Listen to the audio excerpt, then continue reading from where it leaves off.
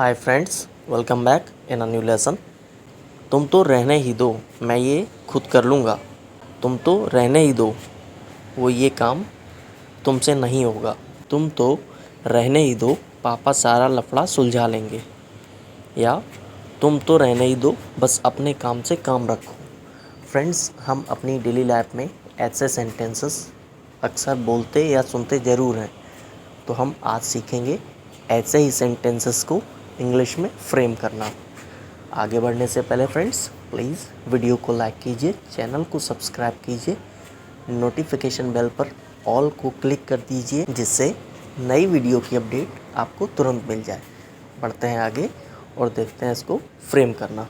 तुम तो रहने ही दो के लिए यूज़ करेंगे यू लेट इट बी या फिर यू लेट इट गो। इसका स्ट्रक्चर है यू लेट इट बी या फिर you let it go plus main sentence as it is. To understand much better, let's take some examples.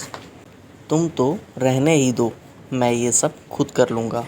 You let it B, I will do it all on my own. या फिर you let it go, I will do it all on my own. अब friends, यहाँ पर मैंने on my own के साथ में my self को यूज़ किया है। आप ऑन माई ओन या फिर माई सेल्फ में से कोई भी यूज़ कर सकते हैं एज़ पर योर कन्वीनियंस।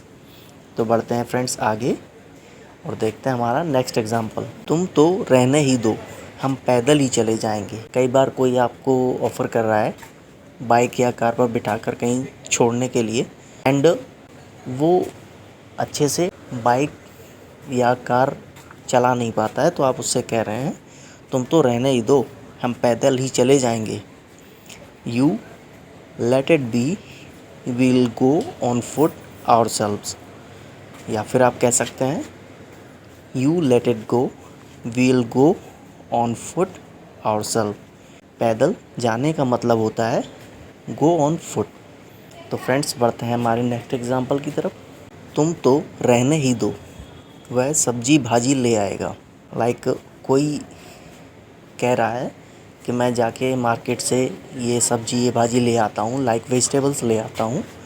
तो आपने किसी को बोला कि तुम तो रहने ही दो, वह सब्जी भाजी ले आएगा। कोई ऑलरेडी गया हुआ है घर से, तो वो ले आएगा।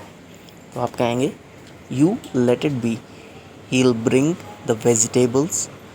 या फिर आप कह सकते हैं you let it go, he will bring the vegetables. अब वेजिटेबल्स के साथ में मैंने यूज़ किया है वेजीज़ का। स्पोकन इंग्लिश में आप वेजिटेबल को रिप्लेस कर सकते हो वेजीज से। So you can either use vegetables और veggies, both are similar. So let's take some other example. तुम तो रहने ही दो, ये काम तुमसे नहीं होगा। कई बार ऐसा होता है कोई ज़बरदस्ती आपके साथ कोई काम करवाना चाहता है एंड वो कर नहीं पाता, वो काम बनाने की जगह पर बिगाड़ कर रख देता है, तो आप उसको मना कर रहे हैं you let it be, you can't do this task. या फिर आप कह सकते हैं you let it go, you can't do this task. या फिर एक और तरीका है जिसको आप बोल सकते हैं you let it be, you won't be able to do this task. तो इन 3 तरीक़ों से आप इनको बोल सकते हैं उस व्यक्ति को जो आपसे किसी काम में हेल्प करने को कह रहा है, and you are sure that वो उस काम को बनाने की जगह बिगाड़ कर रख देगा। सो बढ़ते हैं हमारे नेक्स्ट एग्जांपल की तरफ। तुम तो रहने ही दो, वो खुद ही खाना बना लेगी। वही ऑफ़र कर रहा है कि वो आपको खाना बना के दे देगा, बट आपको पता है कि घर में कोई और है जो अच्छा खाना बनाता है, तो आप उसे मना कर रहे हैं कि तुम तो रहने दो, वो खुद ही खाना बना लेगी जो रोज़ बनाती है या जो अच्छा बनाती है। You let it be, she will prepare the meal on her own. या फिर आप बोल सकते हैं you let it go, she will prepare the meal on her own.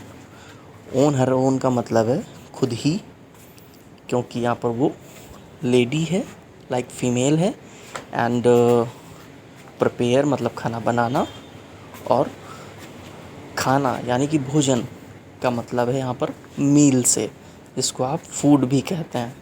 तो बढ़ते हैं हमारे नेक्स्ट एग्जाम्पल की तरफ। तुम तो रहने ही दो, पापा सारा लफड़ा सुलझा लेंगे।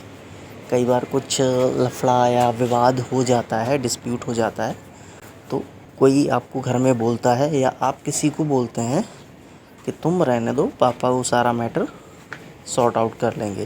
तो आप कह सकते हैं you let it be, my father will sort out this mess. या फिर आप बोल सकते हैं you let it go, my father will sort out this mess. अब यहाँ पर हमने यूज़ किया है सॉर्ट आउट को रिजॉल्व के साथ में। दोनों का मतलब सेम होता है। You can use either sort out और रिजॉल्व। एंड लफड़े के लिए हमने यूज़ किया है मैस का। आप डिस्प्यूट भी यूज़ कर सकते हैं एज़ पर योर कन्वीनियंस। बढ़ते हैं आगे और देखते हैं हमारा नेक्स्ट एग्जांपल। तुम तो रहने ही दो, बस अपने काम से काम रखो। कई बार ऐसा होता है कि कुछ लोग हमें हमारा काम समझाने लगते हैं, that you should do this, you should do that, like something. तो आप उससे कह रहे हैं तुम अपना काम करो, यानी कि तुम तो रहने ही दो, बस अपने काम से काम रखो, मेरे काम में टांग मत अड़ाओ। तो आप कह सकते हैं you let it B, just mind your own business. अब ये एक फ्रेज़ है, अपने काम से काम रखना, जो यहाँ पर है माइंड योर ओन बिजनेस। या फिर आप बोल सकते हैं you let it go, just mind your own business.